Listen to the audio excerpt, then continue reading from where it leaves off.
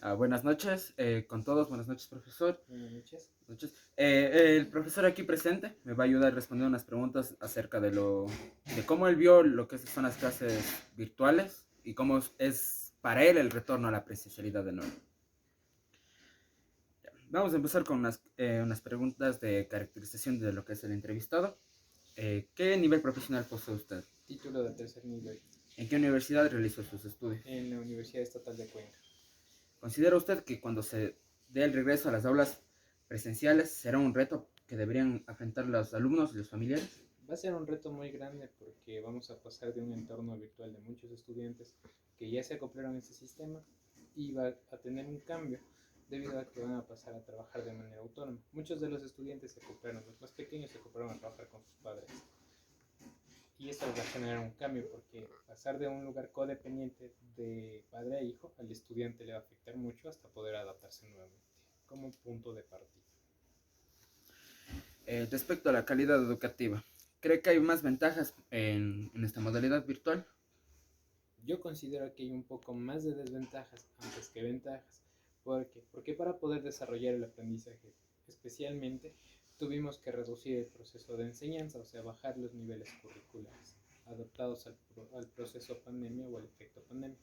Además de eso hay que entender que el trabajo del estudiante se vio disminuido y se vio afectado, ya que su proceso de aprendizaje no es el mismo que cuando está a un nivel de manera presencial. ¿Usted cree que son adecuadas o necesarios los cambios que han hecho el Ministerio de Educación? Hay cambios buenos que benefician al proceso de aprendizaje, pero hay muchos otros cambios que lo han vuelto maleable o han deteriorado el proceso de aprendizaje. Usualmente el descenso de niveles o de contenido curricular afecta al estudiante potencialmente, ya que muchos de los temas que se debían ver no están viéndose y el momento de que se regrese a la presencialidad genera un choque de conocimientos. ¿Considera que los cambios de virtualidad y presencial, híbrida y de nuevamente a virtualidad afectaron a la enseñanza de los estudiantes? Sí, les va a afectar mucho porque dentro de lo que es el proceso de aprendizaje pandemia, los estudiantes trabajan con un menor rigor o trabajan con un nivel un poco más maleable, más sencillo.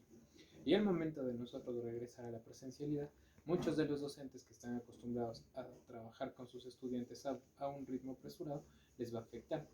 ¿Por qué?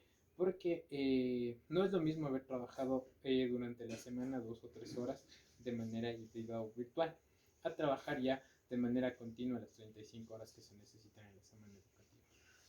Respecto a los cambios constantes de esta modalidad híbrida y virtual, como docente, ¿qué expectativas tiene acerca de los cambios constantes a las modalidades? Muchas de las variaciones de los cambios que nosotros tenemos que tener presente que genera oportunidades como genera conflictos entre los estudiantes, oportunidades al momento de trabajar con herramientas lúdicas o didácticas como lo son las TICs y otros conflictos al momento de trabajar ya de manera constante con lo que son los recursos dentro del aula. Eh, ¿Cuál es su opinión acerca de volver a la presencialidad? eh, Potencialmente es una de las mejoras que se puede tener, a excepción del problema o del efecto pandemia, que es el riesgo de contagio. El proceso de aprendizaje puede ser vinculado, puede ser desarrollado de una mejor manera en el momento de la presencialidad.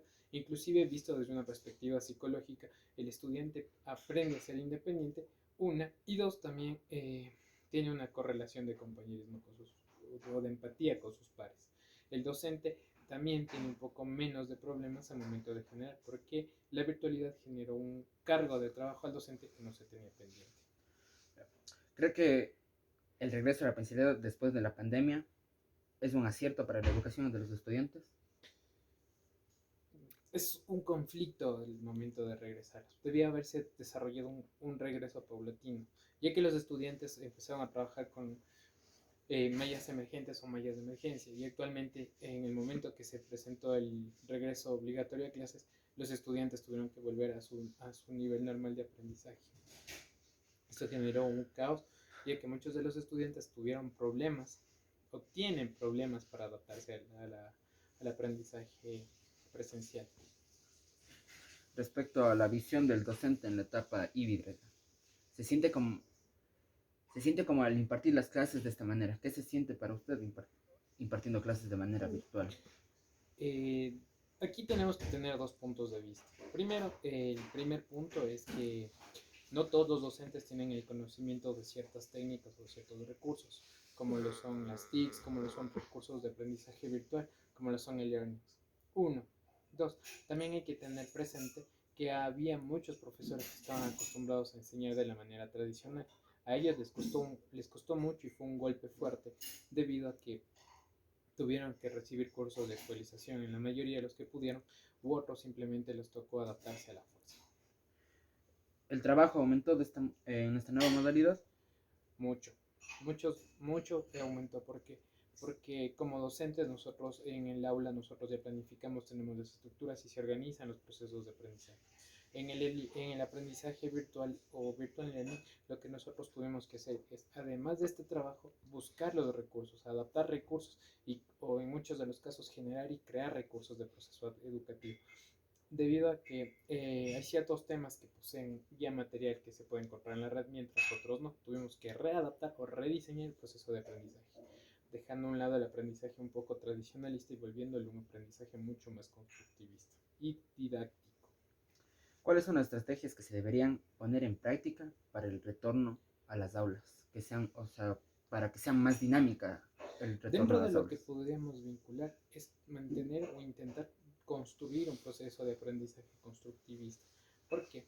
Porque en el proceso de aprendizaje constructivista el estudiante es quien empieza a dominar o a desarrollar su aprendizaje y el rol del docente se ve desplazado, ya no como una persona que tiene lúmenes o que sabe todo el conocimiento, sino que por su contrario es quien apoya al estudiante mientras éste va descubriendo su aprendizaje, algo que se aprendió dentro de las clases virtuales. Pero es pendiente y es interesante también tener en cuenta son los recursos con los que vamos a trabajar. ¿Por qué?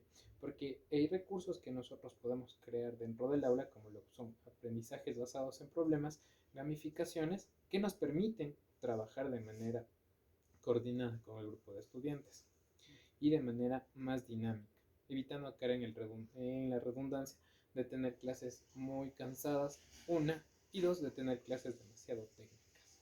Muchas gracias. A las órdenes.